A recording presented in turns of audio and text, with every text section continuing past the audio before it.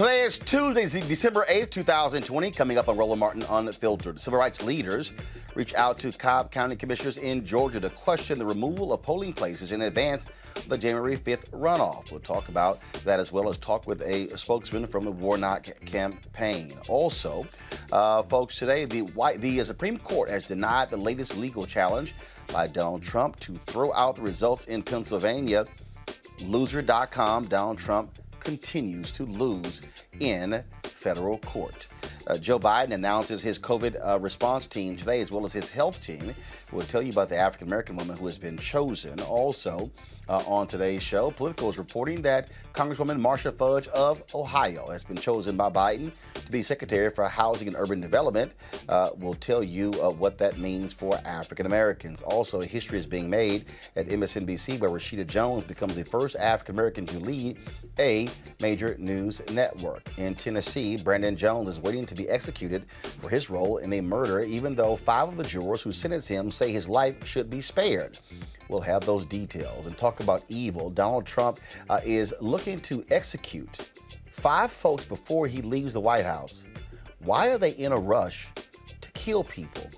Also, COVID vaccines have begun in the UK. 2 black doctors, who we often feature here at Roland Martin Unfiltered, announced they are going to actually take the vaccine and will provide updates to all of us about how that goes. Also, Amazon pulls a doll off their website that describes a black doll's hair as colored, dirty braids. And celebrity Shell Huda is joins us for our Black Business segment to introduce her new spice line. It is time to bring the funk. I'm Roland Martin Unfiltered. Let's go. He's got it. Whatever the biz, he's on it. Whatever it is, he's got the scoop, the fact, the find. And when it breaks, he's right on time and it's rolling. Best believe he's knowing. Putting it down from sports to news to politics. With entertainment just for kicks, he's rolling. It's on go, y'all. It's Roland Martin, yeah. Rolling with Roland now. He's funk, he's fresh, he's real, the best, you know he's Roland Martin now.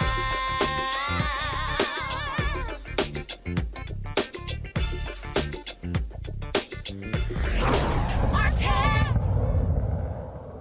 In Georgia, all eyes on the nation are on that particular state, and folks, already Republicans are playing shenanigans when it comes to voting. Cobb County has announced that they will eliminate over half of the county's early voting locations.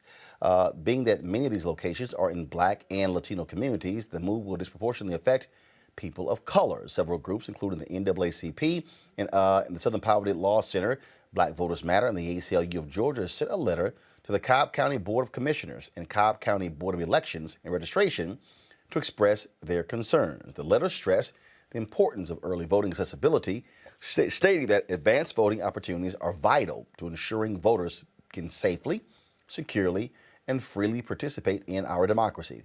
The COVID-19 pandemic, which is ravaging the nation, has had extremely harsh effects in communities of color, especially African Americans. And so what they said is that, again, they say it is an untenable option for many voters. Now, activists are hoping Cobb County election officials are going to reverse their decision. Cobb made the decision, they said, because due to the drawn-out proceedings of the November 3rd election, because of also the holidays, they don't have the additional personnel needed to have those locations open. But there was a significant turnaround in Cobb County this year, going for Joe Biden over Donald Trump. Cobb County also is the 3rd most populous county. Listen to me clearly. The 3rd most populous county in the state. And so voting rights advocates say this is an attempt to improve the chances of Kelly Loeffler as well as David Perdue in their battle against John Ossoff and Raphael Warnock. Ain't that grand? Folks, do we have our guest ready? Let me know, please, to talk about this here. This is a huge deal. I do want to bring in my panel as well. Michael Imhotep hosts the African History Network show. Candace Kelly, legal analyst, and Rena Shaw, the Lincoln Project Women's Coalition. We're going to talk to, in a second, to the spokesman for the Warnock campaign about this very issue. I want to go to you first, Michael, and that is this here. Again, the reason we have problems is because of this goes back to Shelby v. Holder decision. The U.S. Supreme Court determined that it was unconstitutional, the whole issue of preclearance. All right, gutting that particular section. Republicans have refused to fix that. As a result, since that decision, Republican-led states have been rushing to put in voter suppression. If Shelby v. Holder had not been ruled, if the Voting Rights Act was still intact, then they would have had to get permission from the Department of Justice to make one of these moves. This is one of those lasting impacts of that Supreme Court decision. Absolutely, Roland, and thanks for once again for having me on. So Shelby County versus Holder is extremely important 2013 U.S. Supreme Court case. And when I speak across the country prior to COVID, I would ask many African Americans about that court case, U.S. Supreme Court case, and they didn't know about it. You got to go back to 2012 presidential election. That preceded 2013, and there was a record number of the turnout percentage-wise of African Americans voting in that 2012 presidential election that President Obama was on the ballot was a record number. 66.6% of African Americans registered to vote voted. And based upon my research, that was the first time the percentage of African Americans voting was higher than the percentage of white people voting. Shelby County versus Holder was a backlash to that.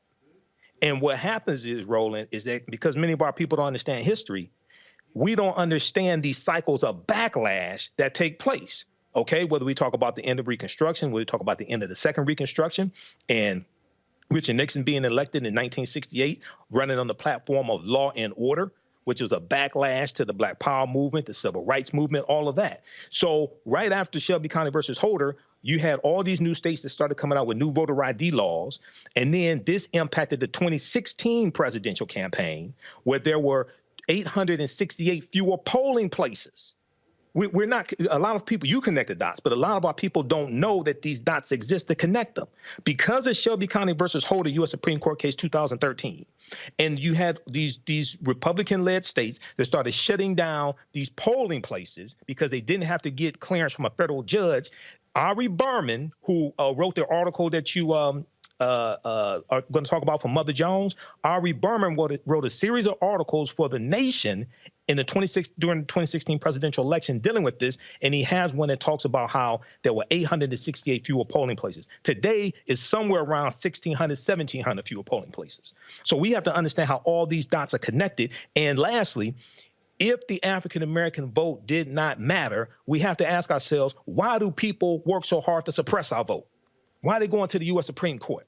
Why are they shutting down all these polling places, many of them in African-American and Hispanic, largely populated communities? So we have to understand this history and understand anytime you have periods of time of perceived advances by African-Americans, there's always a white backlash. Yeah. We got to understand that history to be able to defend and block against that backlash. Candace, again, Cobb County says we simply don't have the staff. Are you buying that? I am not buying that. And neither is Latasha Brown of Black Voters Matter. And I want to quote her by saying there's one thing that you can counter Republicans for, and that is being racist and voter suppression. And they have stepped up and they have risen to the occasion. And so in this situation, we see that the machine continues to work to make sure that the numbers of Black folks cannot get to the polls. I mean, if we look at the overarching, just everything that's going on, from what Donald Trump is doing on down, this is really kind of like an overthrowing of the government. If we look at what that means, we're looking at people who don't want certain people to be in place. And that's exactly what Donald Trump is doing. And all the way down, all the Republicans in Georgia are working under the same kind of premise that Donald Trump is working on. And that's what we are seeing here. But as Latasha Brown said, and as everybody has said who's been working on the ground in order to make sure that these places aren't closed, they are not having it. They are going to work. They are in the trenches. They are working right now. This is something that wasn't a surprise. So they already have their plan B in action. Rena, what's interesting is that DeKalb County, they're actually expanding polling locations for the runoff election. Cobb County also, Republicans, that is considered a Republican county. They had a 4-1 majority. That lead has shrunk. I think it's now down to 3-2. And so there's no doubt in my mind you're seeing the impact. And for them to shut down one of the early voting locations in a black neighborhood, we know what that's all about. Look, I think we should talk about the facts here because we can wax on all day about what this really means for communities of color and particularly Black Georgians and how this is really disenfranchisement at its sickest, most really, really bottom of the barrel type of actions from elected officials there. But we, again, talking about the facts, turnout is everything. That's what this is all about, this runoff election.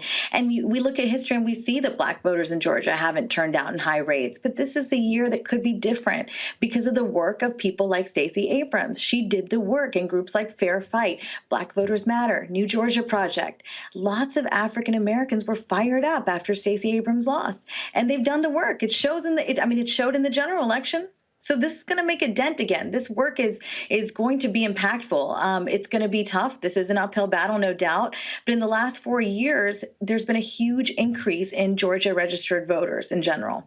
So when we look at the GOP, I see one thing happening here. And I think the GOP, frankly, at the Georgia level right now is very much sabotaging itself as well. Trump is doing the Georgia GOP no favors.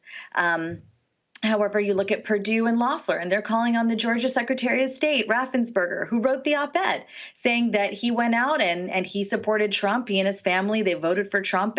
After doing what he did, he suffered the repercussions that Republicans like me suffered long ago. When you fall out of line, it seems like the mob is coming for you. He's had death threats and the most vile things said about his wife. But again, Perdue and Loeffler, are really talking about Raffensperger, and they're calling on him to resign. I think that's a little bit of a sabotage technique. And then they're talking about Trump's lawyers hijacking their campaigns, essentially. So they're telling Republicans not to vote for them. This is again, all goes back to the election was rigged. Right. There's a lot of confusion. So I think maybe that actually does help the case of Democrats in Georgia. And one final point, though. Coalitions are important. What we see happening in Cobb County really is the coalition that's built by the NAACP Legal Defense and Education Fund, right. All Voting is Local, Georgia Southern Poverty Law Center Action Fund. These groups are pivotal. So it's important for these groups to come together to fight voter suppression because it shows the unified coalition. And that's honestly the first most important step. Let's go to Terrence Clark. He's a spokesman for the Warnock for Georgia campaign. Terrence, welcome to Roland Martin Unfiltered. Hey, how y'all doing today? Doing great. This is the Washington Post story here. Janine Eveler, who is the Cobb County Elections Director, she says she simply doesn't have enough trained staff in order to handle these number of polling locations. Quote, we lost several of our advanced voting managers and assistant managers due to the holidays, the workload, and the pandemic. She said the remaining team members who agreed to work would do so only if the hours were less onerous. We are at the end of the election cycle, and many are tired or just unwilling to work so hard, especially during this time of year. Then she says that the workers are, now this was interesting here. She said that the workers are seasonal employees hired and trained for statewide elections. Many of them were not willing to work 14-hour days for 6 days a week for 3 weeks. Now, here's what I just sort of interesting about this, Terrence. My parents are 73 years old. They work the polls. These are paid jobs. Right. So these are not non-paid jobs. These are actually paid jobs. My experience with people who work elections is that they are seasonal, and so they work those jobs. Are y'all buying this?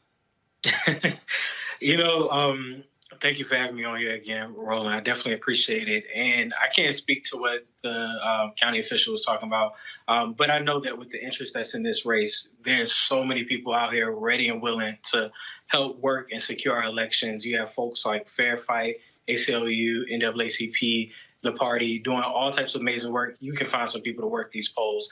And Reverend Warnock and John Ossoff not only put out a statement yesterday highlighting, why we need to expand access to the ballot, how important this election is, and how we quite frankly just believe in our heart that there are enough people out there willing and ready to do the work. And we'll continue raising that flag. I think that, they need the help. There's a number of people out there willing to do it. And we've been fighting for voting rights. Reverend Warnock has been fighting for voting rights for years. And I think that a number of people are a little bit suspicious about the intentions behind it. So we're going to continue trying to encourage people to go out there, early vote, absentee ballot vote, do what you can, because we see that there are clearly intentions by people on the other side potentially to limit who has access and where they can vote. 537,000 people voted early for the November 3rd race there in Cobb County. What's interesting is that Cobb County experienced, some people had wait times of 5 to 10 hours. So now, by shrinking in half, you are about to exacerbate those wait times. Right. And I mean, I'll tell you from my own personal experience. So I live on the south side. I'm in a place called Henry County. Another suburban areas that's gone from Republican to Democrat, because you have precisely candidates like Reverend Warnock, John Ossoff, Stacey Abrams, who are clearly appealing to a growing electorate. It took me 5.5 hours to vote, and they had all types of machines in that place. So I think that, again, we are trying to expand access wherever we can.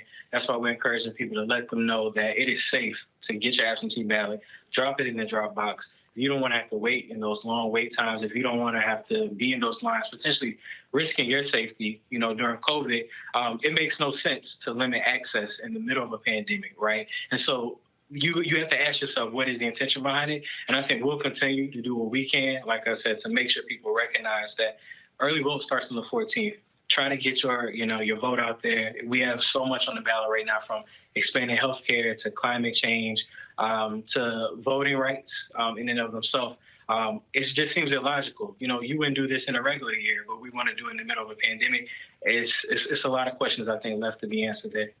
And again, so we'll certainly see that if folks are surely weighing on that. Terrence Clark, we surely appreciate it. Thanks a lot. Appreciate you. For the really thing in a moment, we're going to talk with Cliff Albright. He is the co-founder of Black Voters Matter. I'm going to go back to my panel here. And Candace, again, I'm always talking about on this show how you have to connect the dots, how you have to understand that decision by the Supreme Court opened the door for massive voter suppression. Thousands of polling locations in the South have closed since the Shelby v. Holder decision. Most of your voter ID laws put in place after the Shelby v. Holder decision. All of these voter suppression tactics all came after the Shelby v. Holder decision. By also connecting the dots, of course, massive turnout for Obama in 2008. Then folks don't come back. Listen to me clearly, people who are listening. People don't come back and vote in the 2010 midterms. Republicans flip 16 state legislatures. That's why today they control 30 or more, I think it's 31, governor's mansions and legislatures in the United States. And so they then were able to put these laws into place and that's how political gerrymandering, because gerrymandering came in after the 2010 election, because that was tied to the census. And so all these things are combined. And so the reason why this race and why Republicans, they get it in Cobb County is so important, because they know that if John Ossoff and Raphael Warnock, Candace, if they beat Kelly Loeffler and David Perdue, Democrats will have a 50-50 tie. Kamala Harris can break the tie, and they can actually pass a bill to restore what was denied in that Shelby v. Holder decision. That's why so much is on the line here if Ossoff and Warnock are able to win. Absolutely. And you've connected the dots so well. And I think that one important thing that really kind of was the tipping point was what happened with Stacey Abrams. This really woke people up. And that's a big dot in the whole trajectory that you're talking about. People really had their eyes open. And then she put work in, got 1 million people registered, right? We had a lot of people that were surrounded, that got around and made that happen. Also connecting the dots, we have to look at what could potentially happen in the future in terms of what the Supreme Court looks like now, because we know that it's not going to happen there. So we definitely need to look at Congress. As you said, if it's a 50-50 tie, then we've got Kamala Harris to break that tie. So there is a little bit of hope there, but people have become more awakened. We were asleep. A lot of folks were asleep over the years. As you said, these midterm elections, people generally don't think about them. Now, 7 o'clock on CNN, we're sitting at home on a Sunday night watching people down in Georgia because it's just that important and all eyes are on Georgia. I think that people have gotten the message, not only for this election, but for more midterm elections to come and in the future. I think people have finally become awakened. The reason I keep using that phrase, Michael, connecting the dots, is because our people need to understand. Look at what happened in North Carolina when Democrats were able to gain control of the North Carolina Supreme Court. That's why voting also matters, because guess what? You've got the sister there, Sherry Beasley, who is down 400 votes from being the Chief Justice, which means that Democrats could have had a much larger lead. Now that's going to shrink. That is important because she then determines what is called up. That matters also because, again, for the folks, when they say if voting doesn't matter, if 500 people, more people, voted in North Carolina, she is Chief Justice. That's how they were able to strike down a voter ID there in North Carolina. That's how they were to strike down racial gerrymandering. And so we have to understand all of these things are interlocking, and how not voting can determine who does win. And then who wins then determines who controls the legislature. Who controls the legislature then determines what laws are passed. And then who wins on the county level determines who controls the elections board, which then controls polling sites. All of these things go together. Absolutely, Roland. Not only does it all go together, but my degree's in business administration. So when we talk about economic empowerment and building black businesses, in 2016, you had, people saying we don't need to vote. We just need to do economic empowerment and, build businesses, things like that. And I said, that's good. I'm all for that. I've done that. But you also need to elect a president whose economic policies are going to protect the economy that your black-owned business depends upon to survive. You also need to elect a House of Representatives and a U.S. Senate that are going to pass laws that protect the economy and are beneficial to your black-owned business, to your family, to your communities, et cetera. So this is all connected. Everything from criminal justice reform to relieving student loan debt to the Education Department, Environmental Protection Agency. So this is all connected. Then when we look at federal judges, because see, in 2016, one of the ways that the Republicans were able to get people to come out and vote against their own interests and vote for Trump was they said this is about the courts, the federal court and the Supreme Court. So Trump has gotten, I think it's 225 federal judges now confirmed. Okay, and pushed through the Senate, and a lot of these nominations are coming from the Federalist Society and the Heritage Foundation, the Federalist Society and the Heritage Foundation. The year 2043 is what has a lot of these white people scared. Not all of them, but a lot of them. And they know that by 2043, they will no longer be the majority population in this country. So they want to control the federal courts for the next 25, 50, 35, 40 years. Okay, so this is why even after they didn't pass a coronavirus bill in the Senate, they're still ramming through these unqualified federal judges. This is one of the biggest white affirmative action programs I've ever seen. Go ahead, brother. These are unqualified people. Go ahead. And Rena, I'm going to bring in Cliff Albright just 1 second here. But again, when we talk about how it's all interrelated, this is why we often on this show constantly say you cannot ignore city elections, school board elections, county elections, state elections, federal elections, because what happens in this state election could impact what happens in this county election. What happens in this county election now impacts early voting locations. And so everything is not about the president or U.S. Senate or congressional races. Mm-hmm. Well, Roland, I think back to what's interrelated when you mention that word. By and large, we are a nation made up largely of people that do not want to be inconvenienced.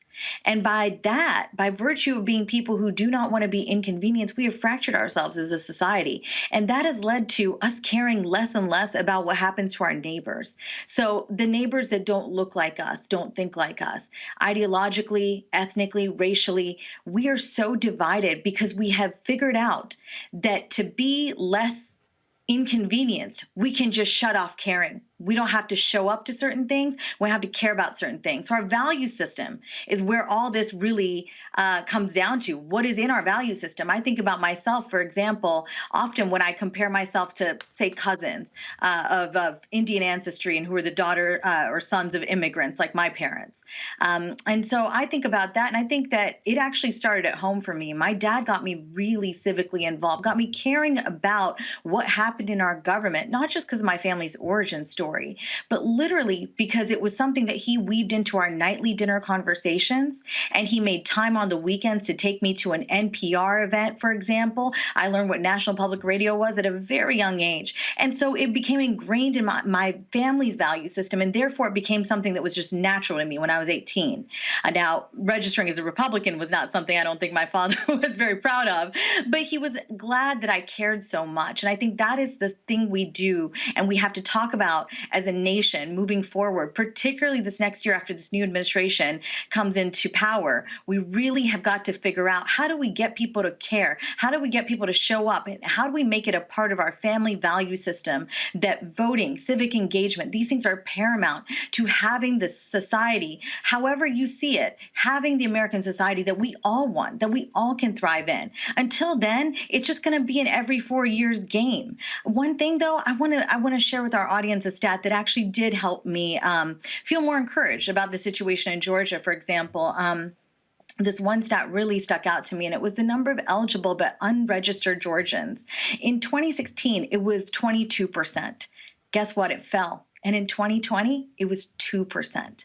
That's encouraging. That number is encouraging. That tells you people are showing up. They're figuring out something matters. I should show up. I should care. I should be a part of a change. Because this is something that has had to take a multi-pronged effort from outside forces. But we can do it right by making it right in our families first. Cliff Albright is the co-founder of Black Voters Matter. Cliff joins us right now.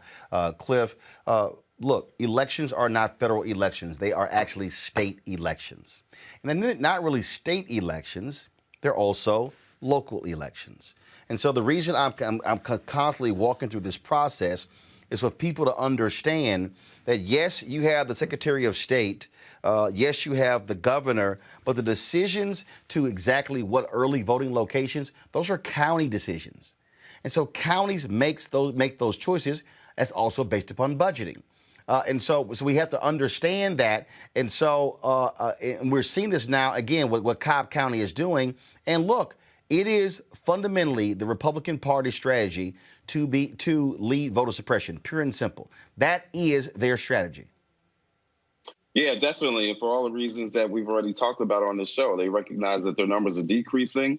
They're recognizing that the demographics are on our side. They're recognizing that we're increasing turnout, that we're increasing registrations, right? And so it's at the local level. You've made the point very well about connecting the dots. The reality is, we talk about Trump, right, and what this Trump era has meant.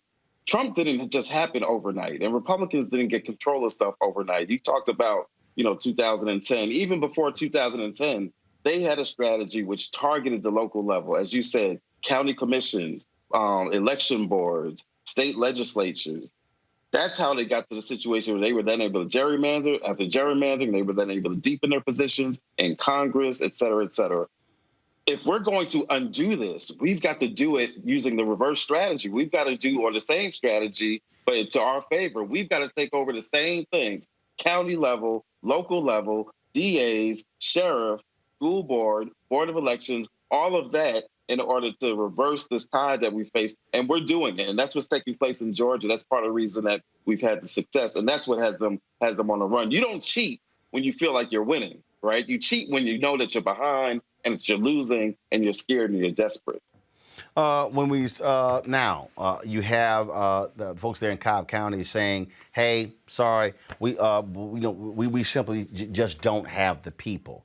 Again, are you buying that? Are you buying that answer? Because again, these are paid positions. I feel like, oh no, they're just so tired. Again, as somebody whose parents work the polls, they ain't got no problem making more money. No. I mean, and if you look at those reasons that were in that letter, it makes absolutely no sense from a couple of different perspectives, right? They talk about, it's the pandemic. It's, it's in the middle of the holiday season, right? It's a runoff election. Guess what? None of that was surprising.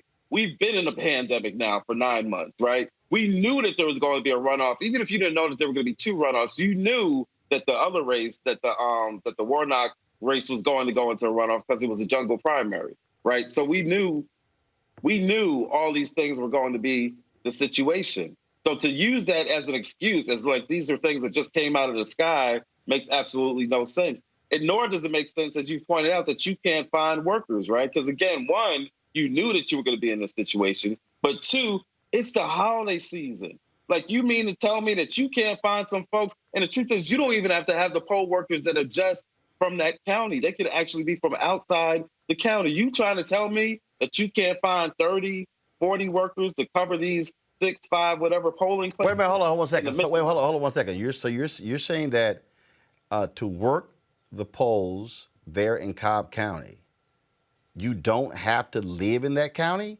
They could actually, if there are workers who are in DeKalb or if there are workers who are in Fulton County, they can actually hire them?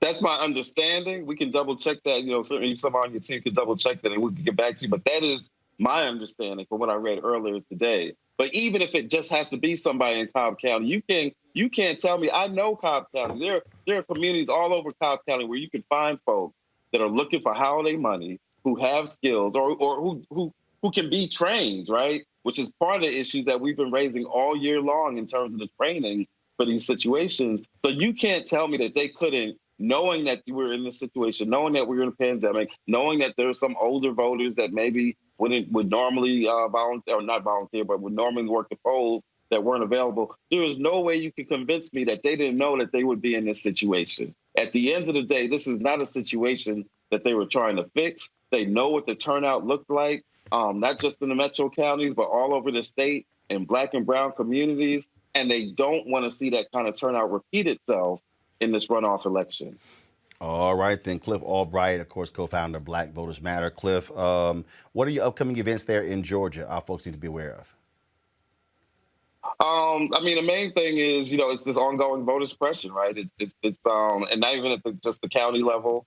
The Secretary of State continues to launch investigations that are targeting voter registration organizations like the New Georgia Project. It's really ironic when you talk about the hate and the threats that this Secretary of State and even the governor to a certain extent. It's literally like in '63, Malcolm talked about the chickens coming home to roost. That's literally what this is. They have created an environment of hate, an environment of false narratives around voter fraud, right? An environment that has attacked voting rights organizations, and now it's backfiring on them.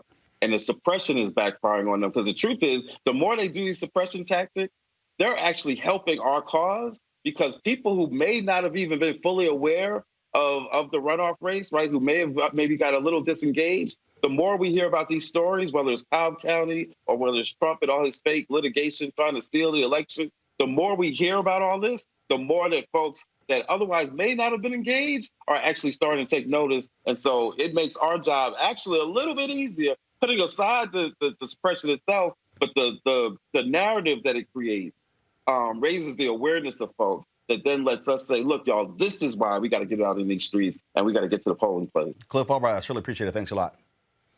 Thank you. All right, folks, breaking news. Joe Biden has picked Congresswoman Marcia Fudge of Ohio to be Secretary of Housing and Urban Development. She is going to, of course, be leading that department. Now, this is quite interesting because Fudge really was going after the agricultural secretary job. She was pushed vigorously by Congressman Jim Clyburn, but Joe Biden has decided to name her as Secretary of HUD. And so that the Politico, the Wall Street Journal, they are both reporting that that particular news as well. We certainly will wait for further announcement. This follows, of course, a decision by Joe Biden to pick retired four-star General Lloyd Austin to be his Secretary of Defense in the Pentagon. Speaking of that, today, a group of civil rights leaders met with Joe Biden and Kamala Harris to discuss his picks for his cabinet. In that particular meeting there, they talked about a variety of things. In fact, the Biden campaign released a readout of that meeting. I'm going to pull it up in a second. The NAACP, National Urban League, NAACP Legal Defense Fund, Lawyers Committee for Civil Rights Under Law, National Coalition of Black Civic Participation, Melanie Campbell, they were all in that particular meeting.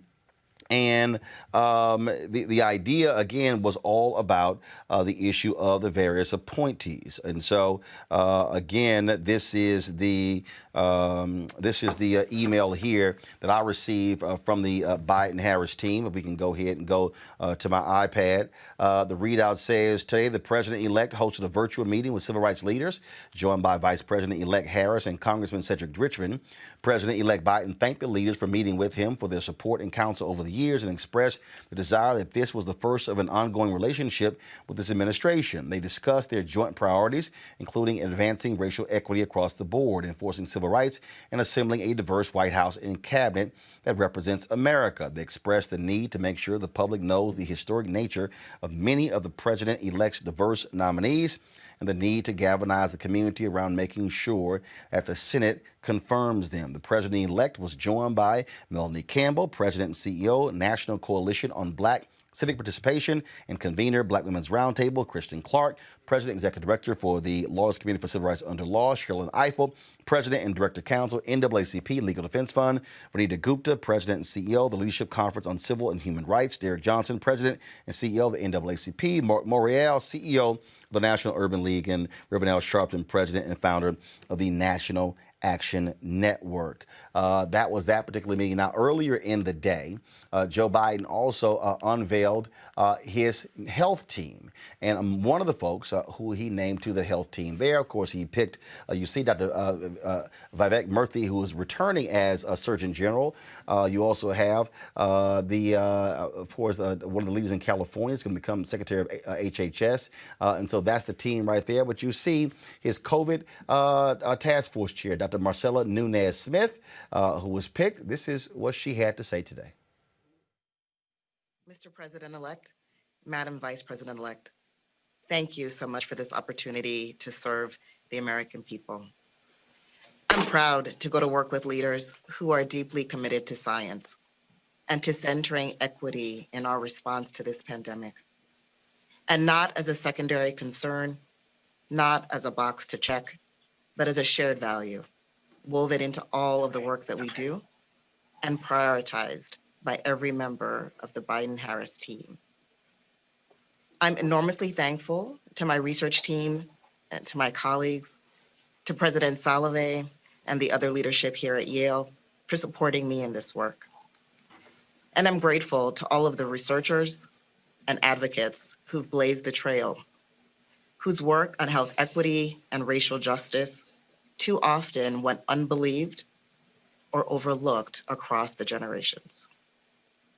Most of all, I'm thankful to my family, to Jesse and our 3 children for their unwavering support and humor, and to my mother and her mother for modeling kindness, generosity, and courageous leadership through service.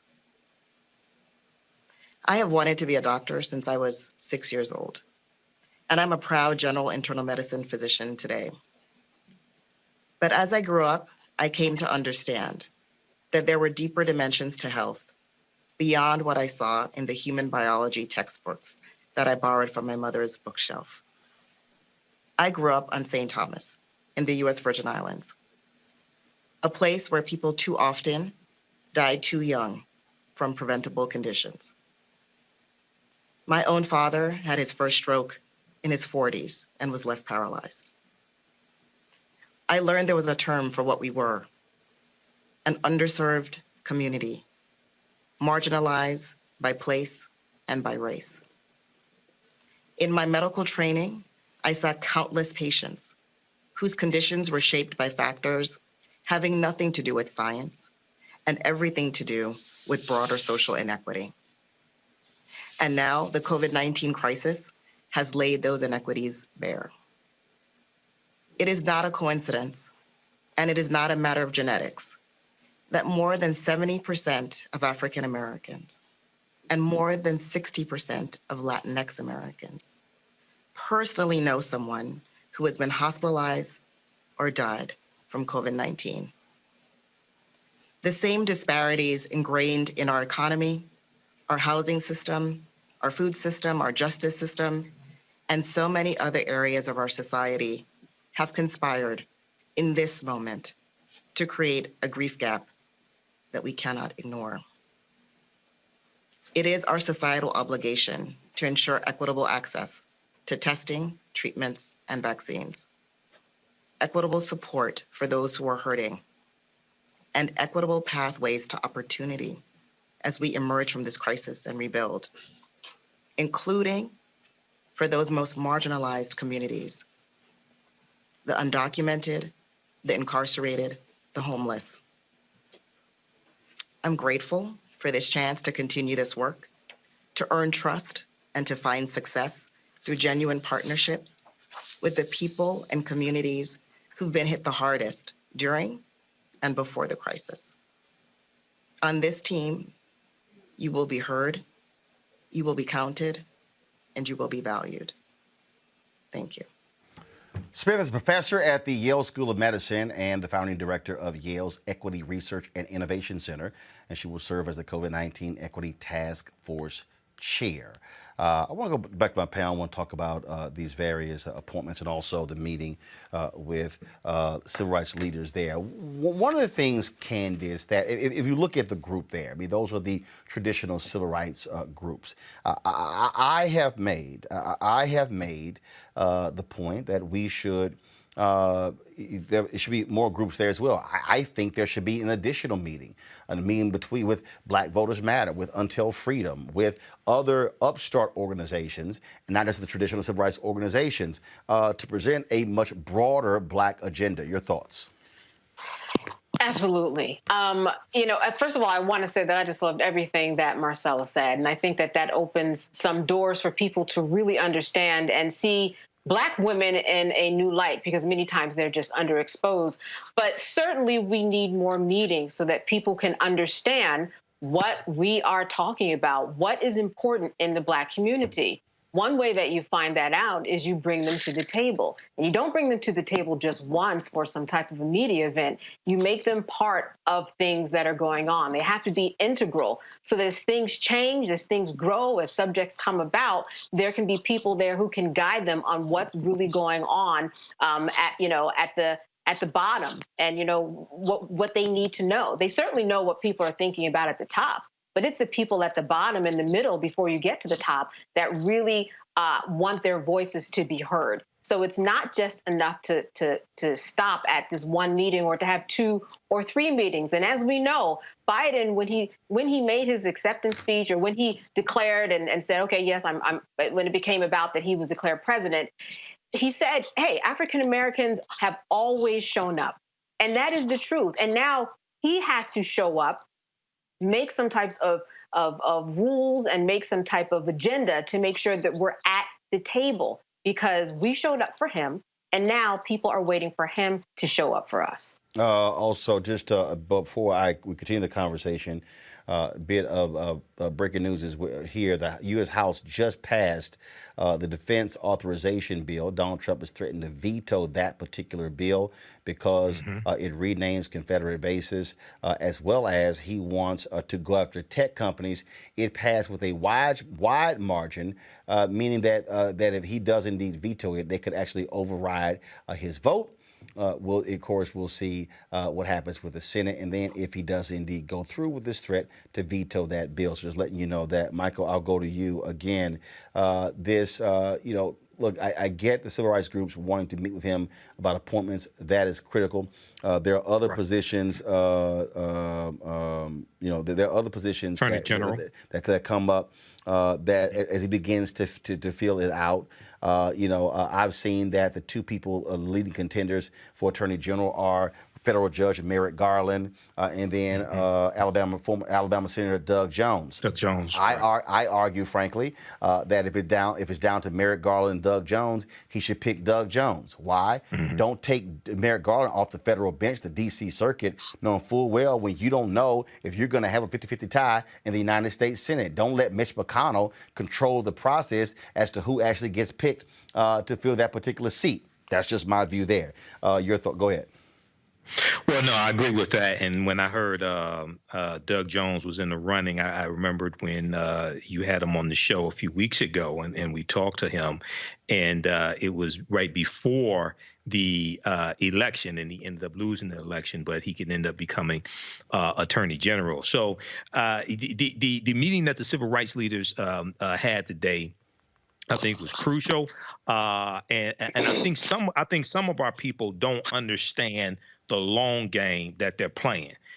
What they're saying is we're not going to wait until all the decisions have been made and then complain about the decisions. We're going to use the leverage we have now while they're while the planning process is taking place to push our agenda. Okay, which is absolutely correct. The other thing is, I think it would be good also for the newer organizations and things like that to have a meeting also. So I think the way that people are approaching this and the way a lot of the civil rights organizations are approaching this, I think is different. And you may correct me if I'm wrong on this, Roland. I think is different than how they did with President Obama, but I think they learned a lot from President Obama, because I remember you and I talked about this before. It wasn't until August 2013 that they presented President Obama with an agenda, a black agenda, quote unquote black agenda. It's about a 33-page black agenda. I have a copy of it. Okay, that was in the second term. Okay, but you talk about how the LGBT community presented him with about a 54-page agenda within the first 60 days of his first term. Yep. So I think many of us are learning from past mistakes and things like that, whether it's intentional or just something new. He was the first black president, but he was the 44th president in general. So I think this is good so far, but I think it's important to keep pushing. I want to see who's going to end up Attorney General, but also who's going to end up as Secretary of Agriculture. Secretary of Agriculture is extremely important. The second largest budget in the federal government. Again, always follow the money. That's what you always have to do there. One of the things that I hope after he makes his DOJ pick, I really hope, Rena, that when it comes to running the Civil Rights Division, that Kristen Clark, someone like her, the Lawyers Committee has chosen to run that. No woman has ever been confirmed for the position. Vanita Gupta was the acting leader of that division, but was never confirmed. That's a confirmed position. So no woman in history has ever been confirmed by the Senate to lead the Civil Rights Division. To me, that would be a great pick to have someone like Kristen Clark restoring the integrity of that division, which has been completely decimated under Donald Trump. Yes, it has. And I think that is the hardest part to have watched, to see Vanita Gupta do such an outstanding job there. I think people across the political spectrum could agree. We need to be having these conversations about what civil rights is in the year 2020, 2021. I mean, with the Kamala Harris coming in to the VP position, this presents a really robust opportunity for the administration to not just say, hey, we're going to do things differently than the previous administration. These are the wrongs we're going to fix. This presents an opportunity to bring so many new people, so many new groups to the table. And that was to your point earlier, Roland. It has to be done. That is the way I think this administration can win a lot of truly folks that feel confused right now about what's going on in the country. The fact that the phrase "the election was rigged" is still a phrase that still is out there every day in mainstream media. Now, obviously, it is one that's propped up by some far-right voices. But I think the unification that the Biden-Harris campaign talked about can really happen in the place of truly criminal justice as well. And Kristen, having been on this show numerous times, talking about a variety of issues in which she and her colleagues have done the work to stand up for Black communities that have truly borne the brunt of our federal government's inadequacy, its incompetence in creating a judiciary that serves all Americans. It's much like medicine. And on this show, I've talked about often how I'm married to a physician, I'm the daughter of a physician, I'm the sister of a physician. So I've learned certain things. And one thing that stuck out to me at a very young age as a brown girl growing up in Appalachia is when my mother, a lawyer, who actually explained to me why I was taking a different dose of Tylenol, because my body metabolizes it differently than a white person's body. When you look at clinical trials, who are largely the participants? Who are these drugs usually formulated for? White people. So communities of color, we've been left out for a long time, whether you look at healthcare or legal. A number of sectors are going to be, I frankly feel, unified by this administration. They're going to address some of the systemic racism that is apparent and obvious in so much of American life. So I'm definitely encouraged. I'm hopeful. That's my tone all the time these days, because we have a President-elect Biden. We have a VP-elect Kamala Harris that have their transition team boasts a largely female staff, and 40% of people of color on this transition team. That is really huge. We should feel good about it because, as you've always said, Roland, I really love this about you, because we need to continue to awaken our fellow Americans to the very facts. And the fact is, if we don't have more people of color in mid-level roles, in sort of senior roles, how do we ever get them to the top? There is no pipeline. So it's good to name people to the top. We need to do that, but we need to create the pipeline for people of color as well. And I think this administration is well suited to do so. They're already laying the foundation for such. Folks, of course, other news. The Supreme Court weighs in on the campaign. We might as well play this. We only have 40 some odd days left to play this, so go right ahead.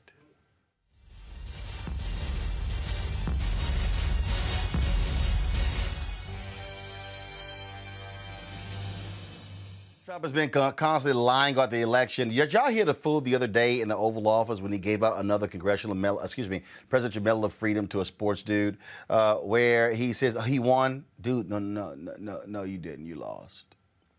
You lost. You lost. And he's lost so much in the courts, Candace. It's embarrassing. He was begging, oh my God, Supreme Court, please, please, intervene, please. It's got to be real painful when they issued a one-sentence rejection of this Pennsylvania lawsuit. Go to my iPad. The application for injunctive relief presented to Justice Alito and by him, referred to the court, is denied. That's it. It's one line. I mean, they have lost in state after state after state. It is embarrassing to watch these fools. And again, he's been begging. He's been calling Republican leaders in Pennsylvania, please, please, begging them to overturn the election. For somebody who talks about stealing the election, they literally are trying to steal it. They are begging people to overturn the will of the voter. You got this dumbass Ted Cruz who's saying that oh, no, I'll argue the case. I'll argue the case before the Supreme Court. See, the only way you kind of get to argue the case before the Supreme Court is if there's actually a case. A case. There is no case, and you know what? I just for the sake of it, just for the hell of it, myself, Candace. Let's just go ahead and just listen to the whining of the right. Just listen. Now, with more surrounding the legal battle out of Pennsylvania, Senator Ted Cruz. Senator, let me applaud you, because you have offered to step up. I have said from the beginning, if you're looking at the constitutionality of what the state legislature in Pennsylvania did, it directly contradicts the language in Pennsylvania state constitution. Now, that to me is a slam dunk case the Supreme Court should take. You're now willing to argue that, which, by the way, let the record note, you have won cases in the Supreme Court. Well, that's right, Sean, and it's good to be with you this evening. We're seeing across the country lawsuits that are challenging voter fraud, that are challenging irregularities in the election. And in Pennsylvania, this appeal to the Supreme Court raises very serious issues. It raises pure issues of law. And I believe the Supreme Court should choose to take the case. I think they should hear the appeal. And as you noted, the legal team reached out and asked if I would be willing to present the oral argument if the court took the case, and I told them I'd be happy to, because particularly at a time when this country is so divided. Candace. Yeah. They got crushed. They got crushed in one sentence. And when you look at all of the facts, what we're looking at basically is a frivolous lawsuit. I mean, if you're going to go to court, you have to have something that you are arguing with facts that make sense, that could be decided one way or the other. Here's the thing. The decision has already been made. When the Constitution says we the people, guess what? We the people. And we have voted, and we have already spoken. So we have about 250 lawsuits across the country, and they keep being defeated. None of them have won. He's trying to create this narrative because he just doesn't know what to do. Frankly, we know that he's probably very scared because once he is out of office, he's going to be facing more lawsuits of his own that do have standing and that are not frivolous. At the end of the day, he probably owes the court some money because he's wasting people's time. Supporting this type of evidence or non-evidence to go through the court system, and it doesn't make any sense. They're just frivolous. There's nothing behind it, nothing evidentiary to support. I am loving the complete, just how the right is unhinged on this, Rena. I am, in fact, Lou Dobbs has completely escaped any reality. Oh, yeah. Okay, this is this fool last night, y'all, with Stephen Miller on his show. I just want to, you know what? I really should play the crazy ass white people stinger right here. I really should, because this, just, if y'all want to see Looney Tunes, watch this. Americans do nothing, Stephen. Nothing. It's an outrage. Is wrong? Well, Right. what's wrong with the Republican Party? Where is the outrage? It's really on the tens of millions of ballots. Where the hell are the Republicans, No signature checks. Where the hell are the Republicans? You're right, Where Lou. are they? Tens of millions of ballots nationwide, no signature checks, no citizenship checks, no residency checks, no age checks, no criminal record checks, not even checking if you're alive or dead? Are we a third world country? Are we a banana republic? What does it come to?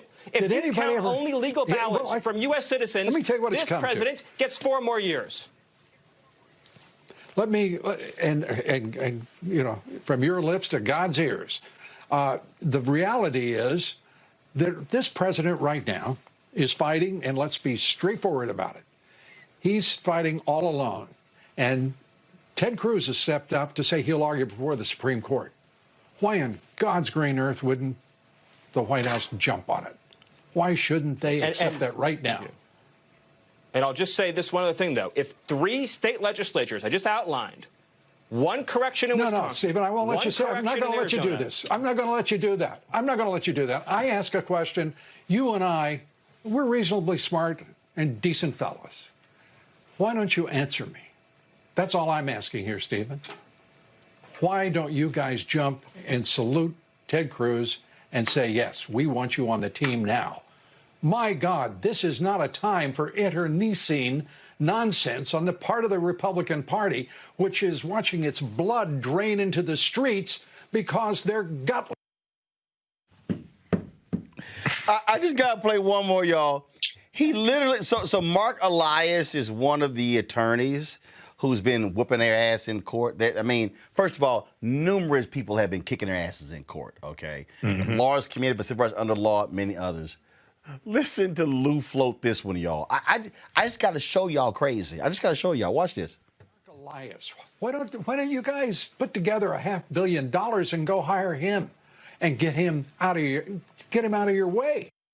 Mark Elias. Why don't you guys put together? Wait a minute. He literally said, why don't y'all go raise $500 million to go pay off Mark Elias to stop kicking your ass in court. That's basically what he said. He said, Mark Elias is whooping y'all ass, and I'm laughing because this is Mark Elias' Twitter feed. He's showing you all of the times. Go to my iPad. Look at this. He goes, victory, victory, victory, victory. He's showing all of the, he goes, what was filed? And he goes, victory, victory, victory. Oops, another victory. And he's just going on. And this is what he tweeted to what he said. He said, I've decided to turn down the money and keep my soul, but find out what Lou Dobbs thinks is worth $500 million and sign up for my free email newsletter. Rita, go ahead. Oh, man. I mean, I think that's a lesson in grade A classy trolling. I mean, Mark Elias really taught us how to do it right. This is man, Roland, how much time we got tonight? Because there's a lot to peel off here for someone like me who made her entire career on the right and now has to deal with seeing these same people be triggered, lose their darn minds about what's happening to their frivolous lawsuits. And Ted Cruz, for a minute, can we just back up and remember this is the guy who Trump insulted by saying something about his wife, not just and his daddy. And his dad. That's right. And his dad. Calling his dad what? The guy who assassinated who killed Lee Harvey Oswald. This is a new territory. I want nothing to do with this. I don't align with the party in its current form. I did not sign up for any of this because, I mean, it is just obvious. If you listen to Miller for a second there, you hear him talking out of both sides of his mouth. He's talking about just a banana republic. Buddy, what's your guy been doing for 4.5 years now? He's been the one laying the groundwork for a banana republic in which he can come back again and again. So we get it. These Trump minions are they've lost their minds. They really have. They are unable to they're divorced from reality. They're unable to accept facts. And this is let me just shed some insight here to the audience. I mean, anybody with a brain can really see this for what this is. But I'd like to just put emphasis on the point that as somebody coming up in the Republican Party over these past 15 years in particular, what I saw was the Democrats are the devil narrative that really has won out now. This is what's happening here is that Republicans have such a problem with Democrats. They've painted Democrats out to be anti-American. Got it. That Democrats will kill your children. Democrats essentially are talking about depopulation stuff. I mean, this is the stuff that is winning with the base and making the party more and more right-wing loony. Rena, hold tight 1 second. I got to bring in Melanie Campbell right now. She, of course, Black Women's Roundtable. She was one of the participants in that call today with Joe Biden, Kamala Harris. Melody, how did that meeting go? And what came out of the meeting? We earlier read the readout from the White House. Thank you, Roland. I apologize. I can't stay on as long. It's all good. Go ahead. Can you hear me? Okay? Yeah, we got you. We got you. Go ahead. Okay. Sorry, I'm having some audio technical things on my end. So. We got you. Go ahead. Okay. Well, I thought it was very good. A very good meeting. It was close. Of course, President-elect Biden and Vice President-elect Harris. And so I think one of the key things was that there was definitely a strong consistent commitment on dealing with issues of racial justice. When it comes to what I focused in on was the conversation around Black women, the role of Black women. Definitely thank them for selecting Harris and also Harris. All right, having some issues with Melanie's Skype right there. Let's see if we can get Melanie back with that. So I know she has another interview to do. So let me know if we have Melanie back there. Real quick, Michael, I want to go to you. When you see these Republicans losing in the courts, but you also have the Republican Party who's absolutely nuts because today. A very basic function where Congress votes on a resolution telling American people they're planning for an inauguration. The Republicans wouldn't even vote for that. Right. So the message to Joe Biden should be, dude, stop saying they're going to work with you. Okay? Joe Biden had better understand something right now. They are not going to work with him. The Republican Party today, they are the party of Trump. Trump is going to announce on Inauguration Day that he's running in 2024. He wants to freeze everybody out. He is going to, the only way you are going to get rid of Trump, you have to perform an exorcist in the Republican Party. And what he is doing, all these lawsuits and the money he is raising, he has these idiots like Sean Hannity, idiots like Lou Dobbs, idiots like Mark Levin, all of these idiots out here in conservative radio, on television, the idiots at OAN, the idiots over at Newsmax as well. These people, oh my God, it was all stolen, and they are so dumb. They have given this man $200 million to fight legal challenges. When you getting your ass whooped, when you're 1 for 51, you got to be stupid to keep giving somebody that money. But they're not going to work with Joe Biden. The fact that they are unwilling to say, Donald Trump, shut the hell up. Because here's why. Because what Trump is doing, those voters, they ain't voting Democrat ever. When they say this is Trump's base, no, it's the Republican Party's base. And that's what they're doing. The Republican Party of old ain't coming back. Rena, ain't coming back. No, It is, so bottom line is here. So, matter of fact, y'all might want to stop calling yourselves Republicans because it ain't coming back. Michael, what they are showing, when you can't even vote on a simple resolution, that's all you need to know. Well, these are a bunch of cowards. But see, on my show, Roland, I talk about how these Trump supporters who keep donating money to so they can file these frivolous lawsuits. These are people who have not realized that wrestling is not real. This is who they are appealing to. And when you look at wrestling, everybody's in on it except the audience. See, the announcers, the managers, the people in the ring, everybody knows it's fake except the audience. Now, one person who donated $2.5 million to these frivolous lawsuits has realized that wrestling is not real. His name is Frederick Eshelman.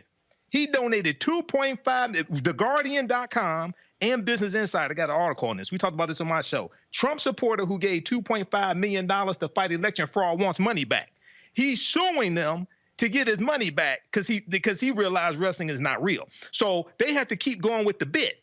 They got to keep going with the bid line. That's what Stephen Miller was doing. He knows it's time to call the Jim James, Paul and Tyrone Moving Company. He knows he got to leave January 20th, 2021, but he has to go with the bid. So personally, I got no sympathy for them. They're suppressing their own votes in Georgia. They can't figure out whether they're going to turn out or not turn out or whatever. They can't figure out which line Republican to listen to.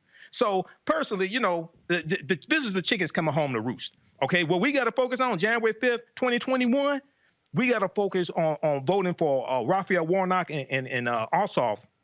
So that Democrats, and I'm neither Democrat nor Republican, but I sure as hell ain't stupid. I see whose policies are most beneficial for us and who's blocking those. So Democrats control the Senate, and we can push these bills through and push these Republicans out. I need everybody who is watching right now, all of you who are watching on YouTube and Facebook and Periscope, I need you to understand what we are about to go through. I have been warning you about this. 2009, I said, we're living in the age of white minority resistance. Right. With the election of Obama. The election of Obama led to the election of Trump. White minority resistance. It is happening. Y'all, these people are unhinged. These are the same people who surrounded the home of the Secretary of State of Michigan the other day, saying the election was stolen, and they were armed. Understand what is going on here, and Donald Trump is going to continue to whip these people up and whip them up and whip them up. And unless a Republican with guts stand up and says, stop it, enough, like Senator Pat Toomey, who said what you're saying about Pennsylvania is a lie. They're now attacking Brian Kemp. Mm-hmm. Trump called Brian. Trump. They're now calling. So Kayleigh McEnany was just, oh my God, Brian Kemp. He's awful. He says, y'all, they are completely. I'm just telling y'all right now. Just be prepared. I need to bring in Melanie Campbell back. I think we got her signal straight, and so we got Melanie back. Melanie, I was talking about just how unhinged these Republicans are, and they're going to continue to be that way. Again, just give us the readout real quick of the meeting with Biden-Harris. And I'm not sure where it cut off, but the key was that we talked about really being committed to dealing with the issues of racial injustice in this country, things like voting rights and the like. But I also focused in on Black women being on the statutory positions on the cabinet. He also said in that conversation that he was definitely looking to have at least a couple of Black women. I think since even while we were on the call with them, I think Marsha Fudge came out that she would be HUD secretary. It didn't come out in him saying that. Yeah, yes, it's been announced, yes. But it came out on the media. But listing that we expect as for Black women who gave 90% of our vote to see ourselves represented. Many of my other colleagues also talked about other African Americans, but men as well, and the need for to make sure that whoever is selected for Attorney General, how critical that position needs to be. That would have the kinds of experience to be able to address some of these critical concerns in our community.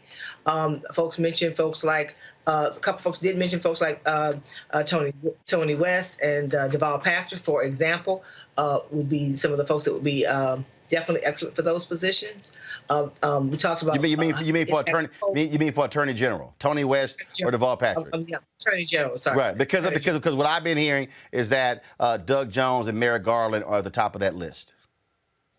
I did not know that specifically, but what we talked about was the need for African Americans, and that we expect from African Americans to be represented well in those statutory cabinet positions. That was our focus. All right, then. Well, we certainly appreciate it, Melanie, for giving us that update, and then we'll see what happens. Thank you. All right, okay, thanks so much. I appreciate it. Folks, I wanted to talk about this here.